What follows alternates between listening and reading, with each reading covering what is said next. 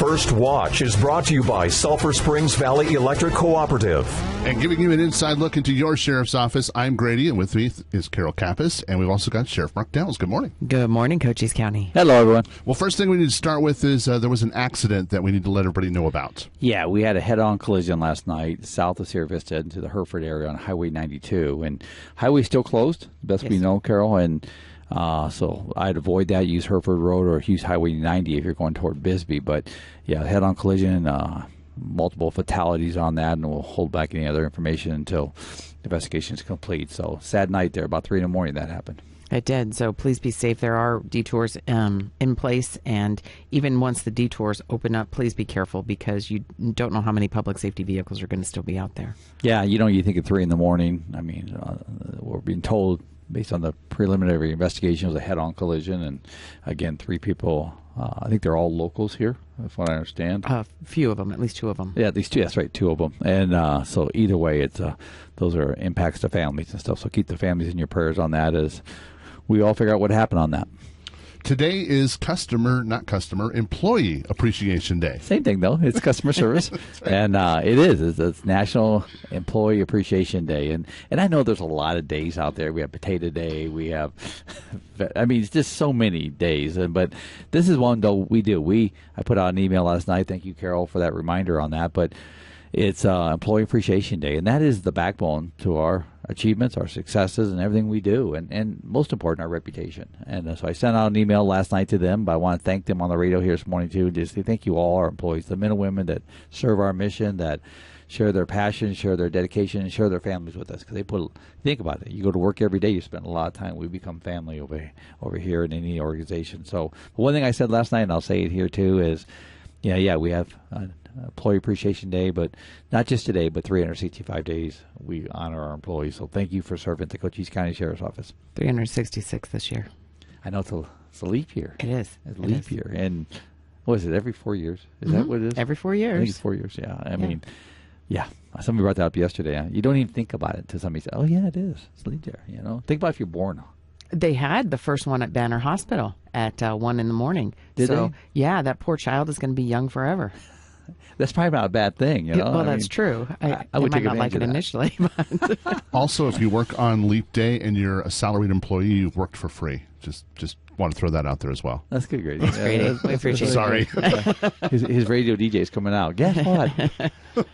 And also being thankful. So you're going to be at an event for Officer Oletsky, Deputy Oletsky. Yes, tomorrow morning. The former Law Enforcement Association out of Pima County, and there's some here too, I believe, but throughout the Southeast has a ceremony set up for tomorrow over at the Copper Brothel in Sonoyta. They're going to ride their motorcycles down there. Deputy Oletsky, who's our deputy that was injured in a smuggling interdiction event, they're going to honor him and recognize him for his service tomorrow at 11 o'clock. So appreciate them doing that. And Chief Napier, one of our former chiefs here, retired TPD, retired sheriff out of Pima County, is leading the charge on that. So thank you, Chief Napier, Sheriff Napier, and for doing that. And you're also going to be busy because tomorrow is Men Who Cook. Men Who Cook. We've already started. Men Who Cook it's a great event. It's for the Sierra Vista Symphony, and it's their fundraiser. This is, I can't remember how many years they've done it, but it's been for like a long, long time. But it's really a cool event if you're interested in going to that. But it's where local community leaders come together and pick a partner. I got Sergeant Ray McNeely, and I know our SAT team's got a team in there too, our Sheriff's Assist team. And so then we cook. And who got the best dessert, who's got the best salad, who's got the best entree. And so we've done it for so many years, and it's just a lot of fun. Last year I missed it because of a sheriff's meeting out of town, but that was the first one I've missed in like 13, 14 years. But we'll be back this year, and we'll be competing again to see if we can pull some kind of award in tomorrow night. Are you going to give the SAT team a raise if they win? Yeah, I always tell them, whatever you guys throw a number, because you get 0 now, so you throw me a number, we'll even that out. We'll multiply and see what you get. So, but it's just a lot of fun. It's over at the Knights of Columbus. If you're looking for something to do tomorrow night, because I think there's 20 of us that make food. And then what happens is everybody gets there, and there's like entertainment, and then like 6 o'clock they open the gates, and here they come. And we've got to prepare for 300 people. That's how much food we got to prepare. So when you say, we're already in a preparation mode, we're in the entertainment mode of it too, because you dress up your booth. That's where our drinks come from, which enhances our food. I'm just kind of joking on that kind of, I said. But so yeah, it's just a fun night. It's a really fun night. So we're looking forward to it. That's tomorrow night. So tomorrow I'll be cooking most day, all day. And another event on the way is Cars for Kids. Cars for Kids. That's coming up here in about a month. It's April 6th, El Red, Cal Ranch, Hobby Lobby, the Turnover Police, Lodge 28. We put that together for the Boys and Girls Club in Sierra Vista here. And we raised it's our annual fundraiser. It's a great event, and you can go to the Boys and Girls website or the Turnover Police and register your car. It's $25. I think it's $30 this year. I think we bumped it $5.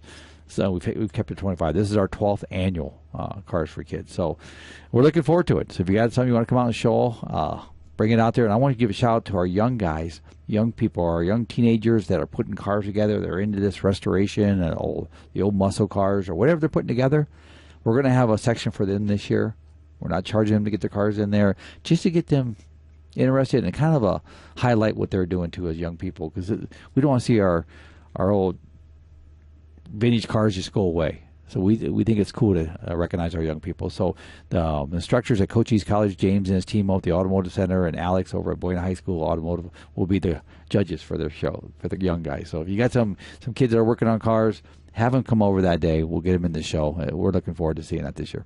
And you also went to an event last week you touched on, and the schools were, Jackie Clay was spearheading that, and it was a national threat assessment for educational facilities, and you spoke about that, and it looked like it went really well. They had mentioned it in the Herald, but it looked like it was a pretty well-attended event. It did. I saw administrators from all over Cochise County at it. It was really well-attended. I just got to say, it's kudos to Jackie Clay. I think she's on the show today with us, following up here. But putting those innovative conferences together, and they had a Secret Service and some other folks come down and teach at this class. And this is all about protecting the kiddos. So Jackie and I did the intro together, and I spoke about, fentanyl. I spoke about social media, things that we see are threatening our young ones. And having mom and dad know what's going on with those kids. And I get it. I get it's hard. I mean, especially when they get into the social media and especially teenagers want their own independence. But at the end of the day, you got to know what they're doing. You really got to know what they're doing, because we're seeing the tragedies here. When you have over 100 juveniles that we've dealt with, smuggling in the last 2 years, with border via social media, I always wonder, do the parents know? A lot of times they have no idea. They have no idea. So that was part of why I spoke about the opening. But it's nice, and there's no better combination than cops and kids, whether it be the Cars for Kids or it's cops working with educators to protect kids. Either way, thank you, Jackie, for putting that together. And thanks to all our administrators, our superintendents, our principals, and our educators that are working with kids every day for what they do. And also we had CTE kids come to the Sheriff's Office this week. Tell us what CTE is and tell us about their visit. CTE is Career Technical Education under the JTED program. You've heard about JTED, where in Buena High School, we work with all our high schools that are involved with CTE. It's a great way to educate our young people, the homegrowns I call them, and then get them into the law enforcement, whether it's a police department, sheriff's office, or jail. I mean, and so every year they bring down these kids. We had 32 kids from Buena High School, and these kids came down, and we showed them all aspects of the sheriff's department, but the most important thing we show them is our jail. It's such an unknown mystery, especially to young minds, and it's not a scare tactic. So people are listening this morning saying, oh, you're trying to scare them. No, scare tactics don't work. We've looked into that, about doing some programs like that, but scare tactics don't work. They're a Band-Aid on a triage. It's not going to work. So... But having the reality of poor decisions, and I tell them what our job is, what our mission is at the jail, safeguarding inmates. It's really what we do. It is. Judicial system sets the consequences for the act, whatever it may be, but our job is to safeguard them and protect them while they're there. And then we talk about career criminals, why they made those decisions to be career criminals. Somebody just makes a mistake, has to spend some time. I mean, we see all aspects of life in there, but at the end of the day, they got to see the consequences of bad decisions. And I've got some feedback from the kids. The instructor sent me some stuff the other day. And, yeah, it's always a hit for high school kids to see this. And so if you're a mom and dad and you've heard something about that, or you're you believe your son or child goes to one of the high schools, needs to do that, reach out to us and we'll set that up for you. We think it's great that we can have that ability to do it. If I can keep them from going to jail, we're doing something good. And Lieutenant Heisner and Bertha Lopez from the jail did a phenomenal job going to Bisbee and talking about the career aspect of that. So you see both sides of that coin. So I think that our detention people do an amazing job at what they're there for, and they do. They see all of this. They have to deal with all of this. It's not a career that anybody can do. It takes a special kind of person. So thank you to everybody who does that, especially today on Appreciation Day. Well stated, Carol, and you're right. It's a tough job. People don't realize how tough that job is. You got a population of inmates, and you got to figure there's mental health issues in there. There are serious evil people in there. There are people in there for, again, they made a mistake, a bad decision the night before, and they're going through an emotional withdrawal on that. There's just so many aspects of it. And who are the outreach on that? It's those officers that work in that jail. They are the balance to what goes on there every day. And I know your son works in there, Chris. He's one of our supervisors on our leadership team down there. So, again, kudos to all of them for what they do. We couldn't do it without them. And that's the biggest thing. You talk to sheriffs throughout the country. The biggest liability and the biggest challenges are jails. So we need good people down there, and I appreciate all of them. And we are hiring in the jail right now. We are, and it's a great job. It's a challenging job. And like you said, Carol, shoe doesn't fit everybody when it comes to working down there, but they work in a team environment. If that's something concerned, they're always within a team environment. That's the force multiplier aspect of what we do at the jail, because we have to show numbers. Especially, we're outnumbered every time. You got to figure there's 300 of them and a handful of our guys and gals. So, but they're very good at what they do. But starting $45,000 a year, starting off, nice retirement benefit plan, and again, so we're pushing for that. And just let me clarify something. At the time, we're working with the state right now. I think I know it's not something we want to discuss today, but it was on our agenda. But is right now the only public safety group that's not in the retirement system is detention officers and correction officers. They're not under public safety retirement. So we're trying to push that this year, and we're getting opposition. I mean, think about this. We're just talking about what they do, but we're getting opposition. Why they should be there? Because they're out there doing public. They're part of the criminal justice system. I mean, go spend a day in a jail and see what a tough job they have, and then say, no, we don't think they need a retirement. Our biggest obstacle on this, I'm just going to say this, our biggest obstacle on this, just like the Arizona Sheriff Association, but the County Supervisor Association is fighting us on that. That's our biggest opposition. But we're told through our folks at the Capitol and stuff. But either way, we're going to keep pushing that. These officers deserve a retirement like anybody else. Just like, well, I don't care if you're working the road or you're working in a jail. So that's something. If you haven't heard anything about that, ask your state legislative folks about that. I talked to Gail Griffin this week just about that. Just get their support on this. We need to get them in a retirement system. And we're also hiring in the deputy arena as well, and that closes on March 8th, so you might want to get in on that one. You know, we do a really good job for the most part overall when it comes to people applying, and that goes back to our reputation. Which is the men and women and their decisions and actions every day. That's what forms that reputation we have.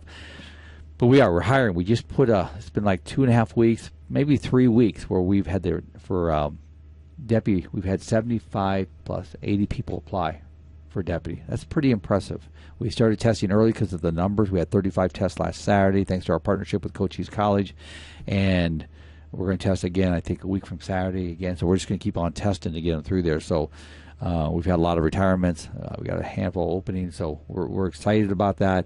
And what's nice about us is we have avenues to put them in. So say we fill the list, that doesn't mean all the jobs are gone. We got the jail. We got some other things we're looking at right now.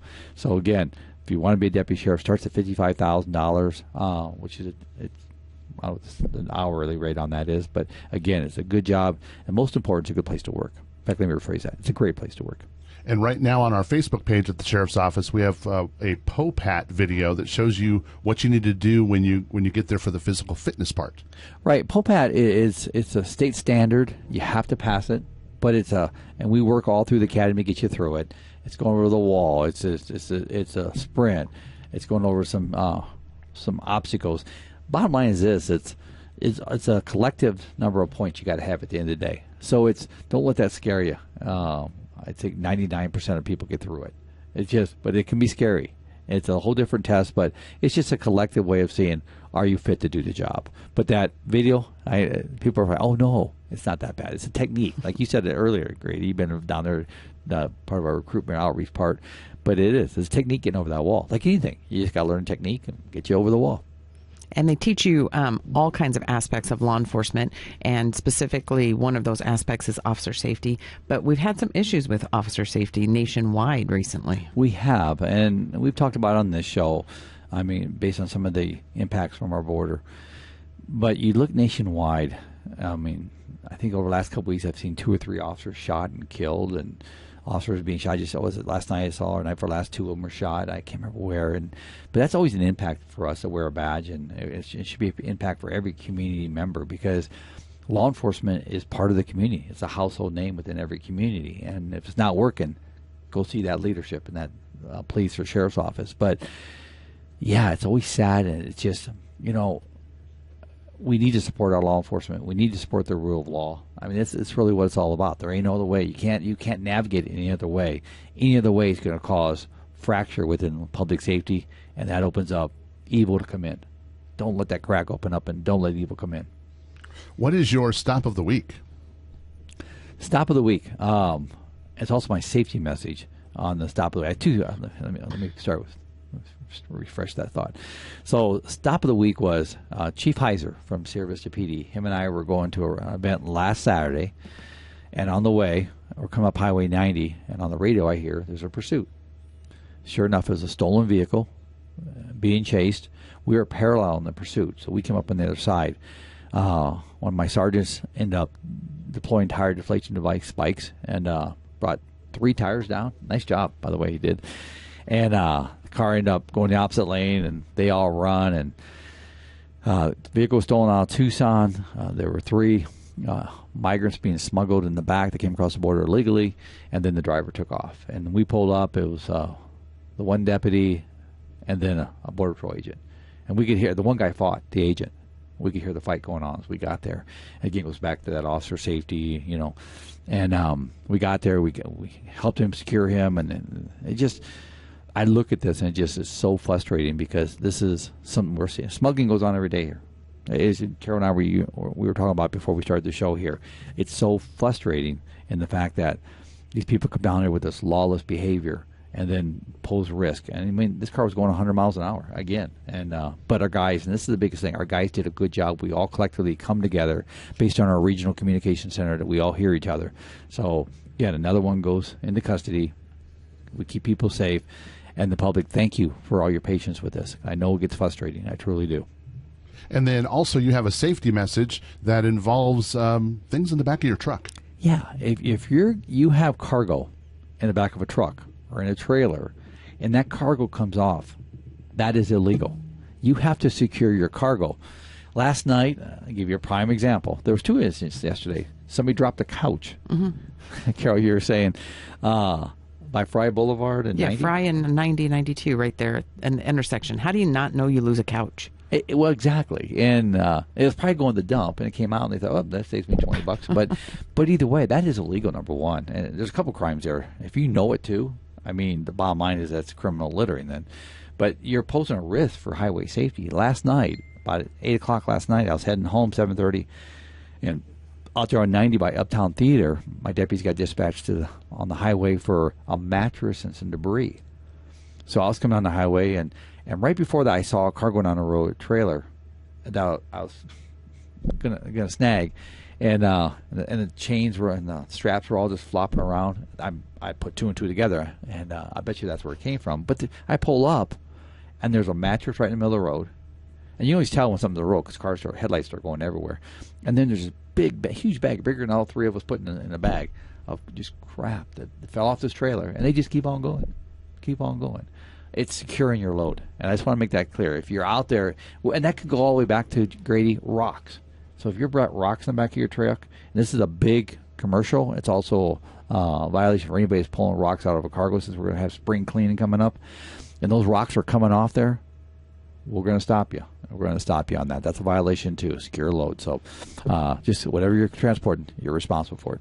Well, Sheriff Mark Daniels, we thank you for coming and talking to us today. Thanks, everybody. Have a great week. Be safe. Carol, who do we have coming in next? We have Cochise College. First Watch on KWCD Country is brought to you by Sulphur Springs Valley Electric Cooperative. Giving you an inside look to your sheriff's office. Let's go back to First Watch on KWCD. To you by Sulphur Springs Valley Electric Cooperative. I'm Grady Butler, and with me is Carol Kappas and our next guest. Welcome back, Cochise County, and thank you so much, Jen Marie, for being here from Cochise College. Oh, thank you for having me. So tell us a little bit about who you are and what you do. So I'm the full-time 2D art instructor at on the Sierra Vista campus at Cochise College, and I'm also the coordinator of the Youth Arts Festival, which is why we're here today. That is why you're here today. What is the Youth Arts Festival?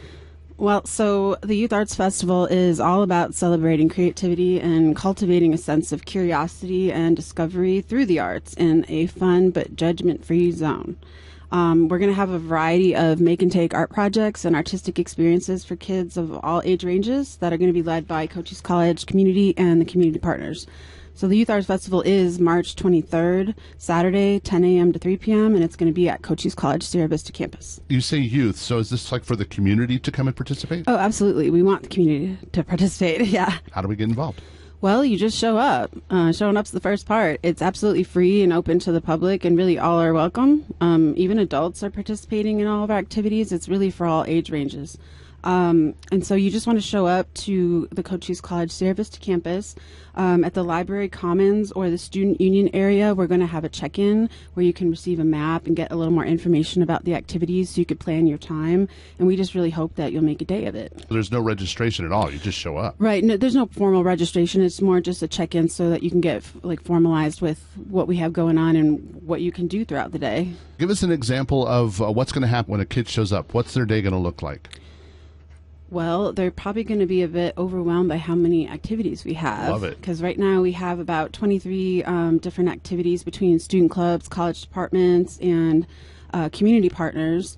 So, for example, some things I could think of off the top of my head to look forward to, we're going to have some kite making, button making, a clay play experience, make your own worry doll, create a custom tic-tac-toe-to-go game, hand paint your own rock domino set, poetry, watercolor haikus, improv games, sign language, learning your name and illustrating it in sign language, and so much more.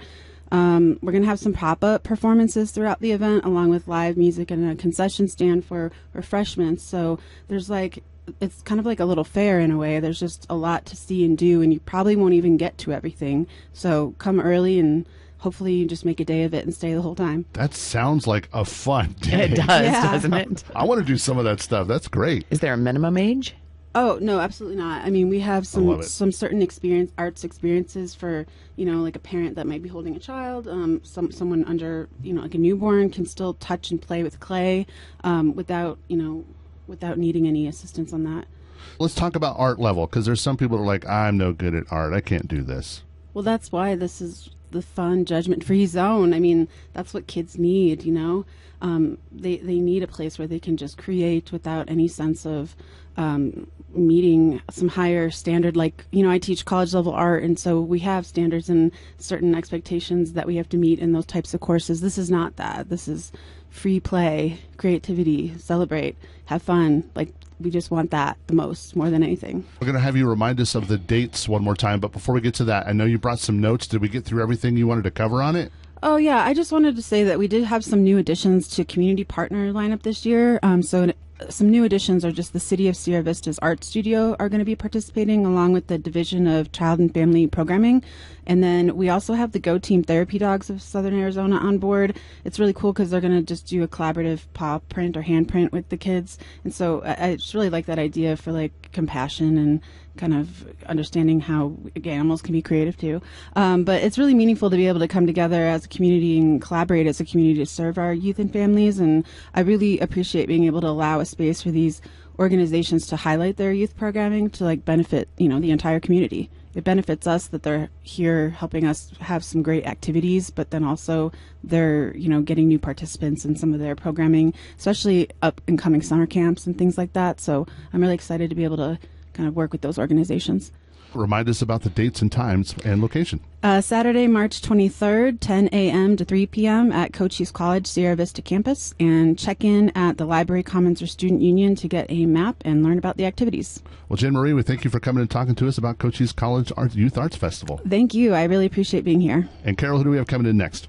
We have Jackie Clay from Cochise County Schools. First Watch on KWCD Country is brought to you by Sulphur Springs Valley Electric Cooperative.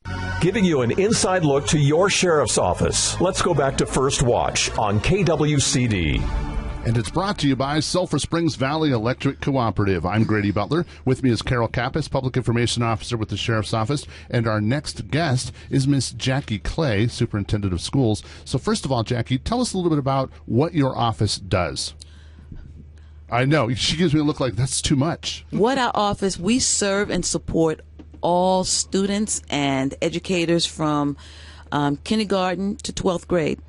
That includes our charter schools, our unified school districts. We also support charter schools.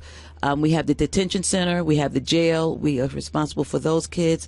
Our amazing homeschool kids, we support them. So supporting all the kids and everything that they need to move forward. Now the strategy includes safety. Before it was just education.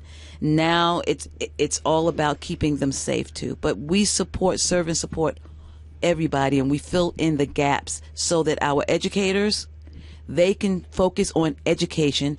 And we have the 50,000-foot view of everybody in Cochise County, and we try to get all the tools in the toolbox. We open up that toolbox and we tell the educators, here's what we have at it. So that's what we do. And safety is why you're here today. Last time you were here, we talked about a grant that was in motion, and it was about school safety that the Sheriff's Office, in conjunction with you, has put together. But now we've got some action on this. Tell us where we are at this point, and what is the grant? Of course. Well, Sheriff Daniels, my dear brother, he went ahead, he received a $1.5 million grant for school safety. He was the only sheriff in the state of Arizona to take that grant to the county superintendent of schools. No one else had done that. And he said, because it's not his gig. So what we did was, he took it to me, and what did I do? I took it to the people who were in the weeds. All the superintendents and the educational leaders in Cochise County. They decided on Navigate 360.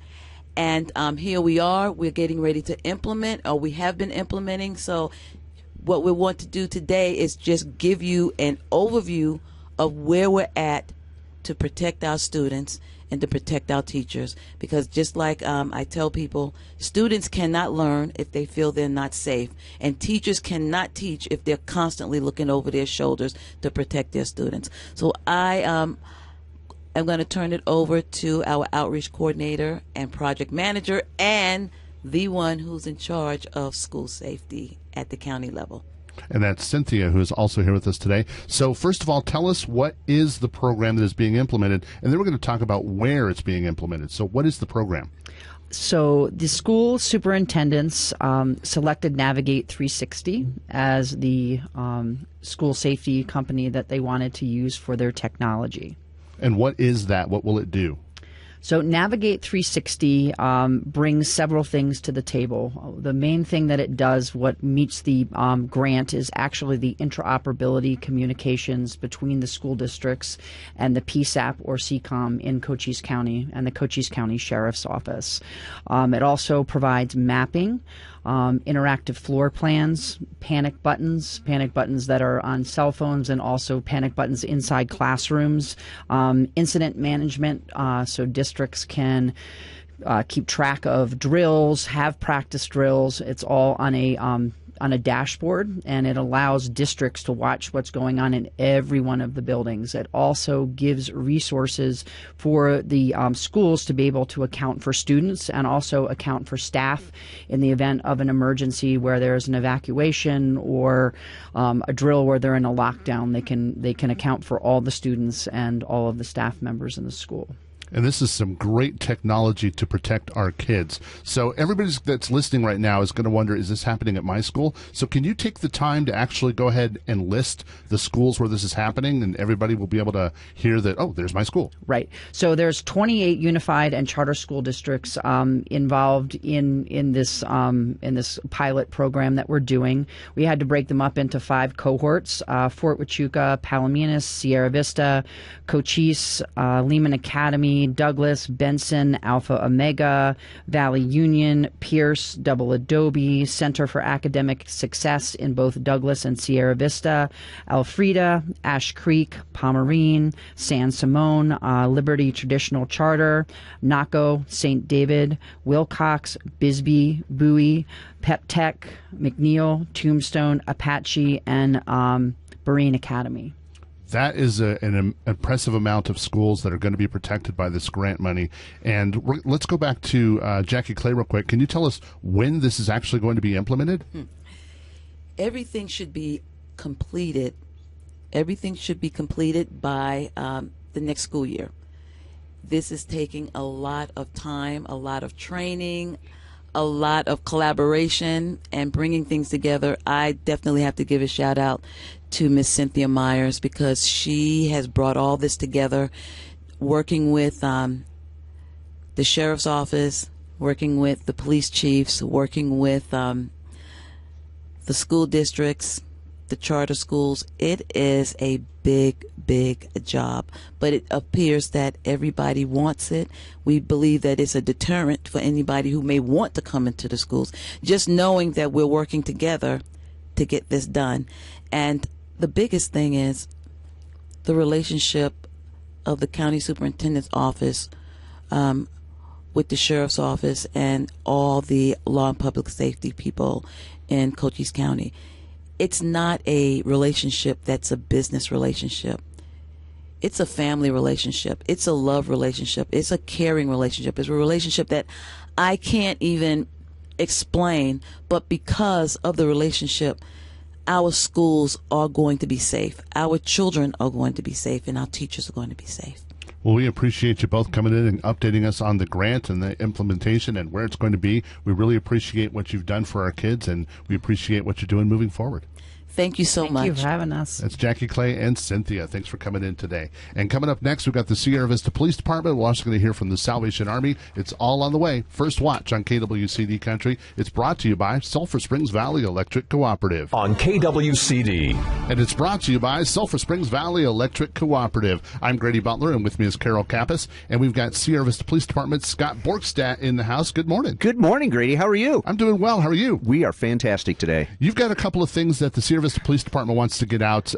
Motorcycles. That's a very interesting situation right now. There's something that they can drive between cars. Tell me what that is. Yeah, it's called lane filtering. So in January, we started doing special PSAs on certain traffic things that people need to know about. And we put out that if anybody has a suggestion, call me, let me know, and we'll see if we can't get something out. So the guest I've got with me is Steve Palladini, and after the first PSA came out, Steve sent me an email and said, hey, I've got an idea.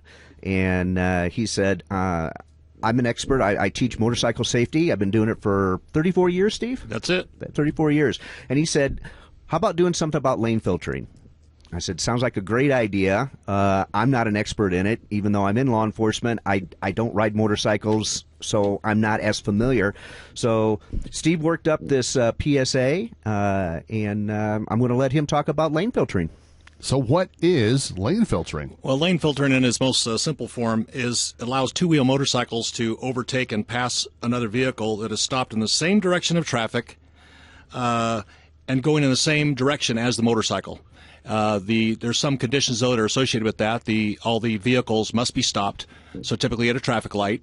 And hopefully it avoids congestion and also reduces the chance of a rear-end collision that a car may hit a motorcycle. So when you're stopped at a light, the motorcycle can go in between two cars and get to the front of the red light? Is that basically That is it? correct. Okay, that is correct. I understand. And that is completely legal? Yes. Okay, so when is it not legal if the cars are moving, or how far back can they go? All of that stuff. That's the point. The key thing is all the vehicles have to be stopped. So if any of the vehicles are slowing in traffic to the stop sign or stop light, a motorcycle cannot filter between those. The vehicles, cars mostly, or trucks, have to be completely stopped. The other aspect of it is motorcycles cannot exceed 15 miles an hour while they're doing that. They can't filter in doing 30, 40 miles an hour. It's only 15 miles an hour. Plus, now this is a key one, the movement must be done safely. Okay, they can't be weaving in and out of traffic and that type of stuff. They've got to be able to do it safely. All right, Steve, is there anything else we need to add to this? I would just say that we have to watch our terminology. There are some states that allow lane splitting. Lane splitting is done in California that allows motorcycles to go between adjacent lanes of traffic that are actually moving. But this is not to be confused with lane splitting. It is lane filtering, so it's distinctively different. Okay, so basically at a stop sign or a stoplight, not even a stop sign because that would be moving. Has to be a stoplight almost. No, it could be a stop. It could be a stop sign. We do have a couple of roads in Sierra Vista that would technically qualify for that if there was a stop sign. But mostly you're looking at, like, say, Fry Boulevard, 7th Street, either direction, north or south, things like that where you have two lanes going the same direction and two lanes on the other side, being able to, the vehicles be able to stop and the motorcycle filter through the two adjacent lanes. And is this a state law? Yes, it is. Okay, so this is all over the state. This is all over the state of Arizona. Yep, and officers can cite the motorcycle if they don't do it correctly, but they could also cite the driver of a vehicle, car, truck type stuff, because the law also states that they can't cut the motorcycle off. Basically close the lane in, so the motorcycle can't filter through. Don't be a jerk, kind of. Basically, a thing. yeah. That's the jerk clause in there. Yeah. I just also wanted to accentuate that it is optional for motorcycles to do this. It's not mandatory, so you may or may not see motorcycles doing this. And obviously, I would not recommend this for beginning riders. This is for more experienced riders. And again, in Sierra Vista, I would expect you'll see it less so because there's not a lot of urban congestion here. Okay, well, thank you for coming and talking to us My today, pleasure. Steve. And before you go, Scott, you also have a leash law that you guys are kind of putting a little pressure on in the Sierra Vista Police Department this month. The leash law has actually been around for, honestly, as long as I've been with the department. But as, a lot of things happen, people tend to forget, and we have been receiving several complaints from the public about people mostly in the public parks like Veterans Memorial Park or Tompkins Park out there with their dogs off leash. It's kind of like, the state generally does a refresher for folks about wearing your seatbelt type stuff. This is the kind of thing that we're doing today. Now we started a campaign about a month or so ago trying to educate people that, they have to have their dog on a leash and the reasons why for that. And then starting today, is the enhanced enforcement portion of it. We're going to be educating people still, okay?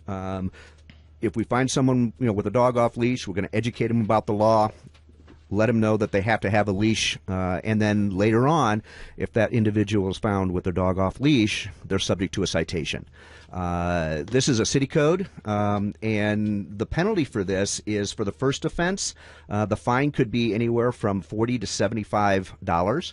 Second offense, now this is where it gets interesting. It actually has enhanced penalties. So for the second offense, the fine is $75 to $150, and for the third offense, $150 to $250, and that's per animal. So if you have 3 dogs and you have all 3 off, those are 3 separate citations that you would receive for each one of those animals.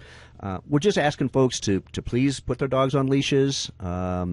And, if they don't, then they could face the consequences. And I have to play devil's advocate here, if that's okay. Yeah. My dog is trained, and it'll come to where I want it to come. Well, I've actually heard that excuse. The thing is, there's no dog that's 100% trained, okay? Dogs get distracted no matter how well trained they are. Plus, if you got kids running around the park or something like that and they see a dog off leash, they don't know how trained that dog is. And if a little kid runs up to your dog, what's your dog going to do? if it comes up from behind. Any animal is going to react and could get bit. That child could get bit. So asking people to please put their dogs on leash. Now, here's the other part I've run into as well. You just can't clip your leash on the dog and then let the dog run with the leash behind it, okay? You actually have to have control of that dog in some way, either holding that animal or have control of that leash in your hand. Well, Officer Borgstadt, we thank you for coming and catching us up on what's happening with the Sierra Vista Police Department Hey, today. I appreciate it. Thank you. Salvation Army's up next. It's First Watch on KWCD Country, and it's brought to you by Sulphur Springs Valley Electric Cooperative. KWCD. It's the Salvation Army. Miss Heather, good morning. Good morning, Grady and Carol. So you've got a yard sale coming up, and you need donations to help the Salvation Army. We do. So, as most of you know, or if you don't know, we used to have a store here, and we no longer have the store. When my husband and I got stationed here, we tried to reopen the store because of the community. Like, we got $1 for every time we've been asked in the last 4 years if we're opening the store. We could probably open the store. But so the old building had deferred maintenance, and it was over $500,000 for us to fix it. So we had been collecting because we were pushing to do that, and so we started doing an annual yard sale. Actually, we did 2 that year, and then we did 1 last year, and we're doing another one this year. So what kind of items are you looking to be donated? Any kind of items, kitchen items, knickknacks, clothes, furniture. We do not take mattresses. So because we don't have the supplies to clean them. I'm not saying your mattress is dirty, but if we put a mattress that does have bed bugs in with our other stuff, then everything's ruined. So we do take bed frames in the back and the headboard and dressers and couches. And if you have furniture, call down to the Salvation Army, and they'll give you my cell phone number just so that we can see what the furniture is, and we can possibly pick up if you need to have it picked up. And so it has to be gently used. Like, you don't want somebody's ratty old couch that fell off of a truck yesterday. We don't want to have to pay to take it to the dump. Right. At the end. Right. Yes. So make sure that, if you're going to donate things, make sure you understand that this money, these items have to bring money in, and it goes for a good cause. So what do you use that money for that you raise? So we use it for all of our different programs. We use it for food cost, and especially with inflation so high. I mean, I almost fainted in the grocery store last week when I saw $9.99 for a 12-pack of Coke. I was like, what? Anyway, just everything has gone up so high that even parents that have, or people that have decent jobs, they're just barely able to pay their bills and their rent and or mortgage and their car payments, or there's no room for food, and so our numbers have gone through the roof in our food pantry, as well as we're between about 115 to 150 averaging every day for our community meal. And that's every day at the Salvation Army. Monday through Friday. Monday through Friday. And you go and you can have a hot meal. And everybody and anybody's welcome. We invite all our friends, and it's a great place to come socialize if you don't get out very much and you just want to meet new friends, or come and meet your friends. And yeah, it's all different walks of life come to lunch. It's from 11:30 to 12:30 at 180 Wilcox. And you're also looking for food donations too, Yes. so you could do that. So tell us about food donations real quick. So food, for our food pantry, it's non-perishable food. We tend to run out of peanut butter and jelly the most, but we take any kind of unexpired, please. Food, and even if it's weird, we either add it to our kitchen for spice or different things, or we put it in as bonuses in the food boxes. Okay, so remind us about how to donate, where to donate, how we can get a hold of you, and then the dates of your yard sale. Okay, great. So we'll take any kind of donations, very gently used, so that we can give back to this community. You can drop it off at 180 Wilcox between 9 and 1, Monday through Friday. Or you can call 520-459-8411 and ask for Captain Heather. or leave your name and number, and I will call you back. Well, we appreciate you coming and talking to us today about Salvation Army, and thank you for everything you do for our community. Oh, well, thank you for having me. First Watch on KWCD Country. It's brought to you by Sulphur Springs Valley Electric Cooperative. You've been listening to First Watch, brought to you by Sulphur Springs Valley Electric Cooperative. Keep up to date. Follow the Cochise County Sheriff's Office on Facebook and tune in next Friday, 7 a.m.